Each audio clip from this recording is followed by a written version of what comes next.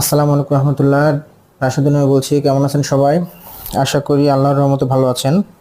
আজকে একটা খুব গুরুত্বপূর্ণ অ্যানাউন্সমেন্ট আছে, শোনেন, আশা করি প্রত্যেকের উপকার হবে।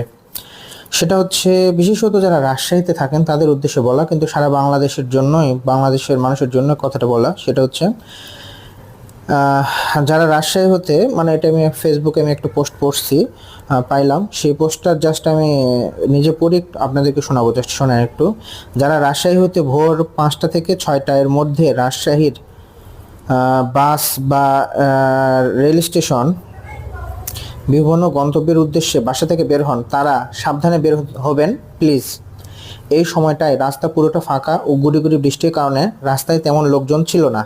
আজকে সকাল 6টার সময় বহরমপুর থেকে ডলফিন ক্লিনিক মোড় এই রাস্তায় ছিনতাই হয়েছে। স্বামী স্ত্রী রিকশায় করে বাসা থেকে স্টেশনে আসতেছিল। সে সময় 3জন বাইক আরোহী বন্ধ গেটের সামনে তাদের আটকে কাছে থাকা টাকা পয়সা মূল্যবান জিনিসপত্র কেড়ে নেয়। আমি নিজেও সকালে ট্রেনের উদ্দেশ্যে বের হই। আল্লাহর অশেষ রহমতে আজ ঘটনাটা আমার সাথেও হতে পারত। স্টেশনে এসে শুনি স্টেশনে এসে শুনে আমি নিজেও কিছুটা ভয় পেয়েছি। এই রাস্তায় প্রশাসনের নজরদারি বাড়ানোর জন্য অনুরোধ করছি, কেননা অনেকে এই সময় বাসা বা ট্রেনের উদ্দেশ্যে ব্যাগপত্র নিয়ে বের হয়।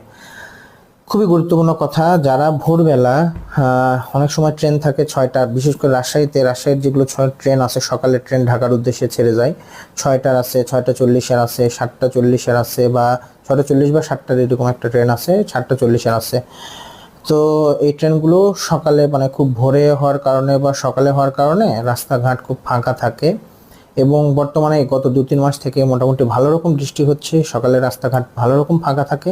এবং এই সময়ে যদি কেউ বের হয়, তাহলে আমি বলবো একটু সতর্কতার সহিত বের হওয়াটা উচিত। অন্তত ছেলে মানুষ যদি সম্ভব হয় 2-3 জনকে নিয়ে বের হওয়া উচিত। ছেলে মানুষ 2-3 জন নিয়ে বের হওয়া উচিত, মেয়েদের জন্য বলতেছি। তা না হলে আসলে ক্ষতির সম্ভাবনা বেশি, কারণ এখন তো আসলে আইন শৃঙ্খলা পরিস্থিতি অতটা দেশের ভালো না। বা একটা কোনো কিছু ঘটনা ঘটতেছে, আপনি যে পুলিশে গিয়ে বললেই যে আপনার সাথে সাথে একটা কোনো কিছু করবে, এরকম না। তো সুতরাং এই ব্যাপারটা আপনারা খেয়াল রাখবেন মাথায়।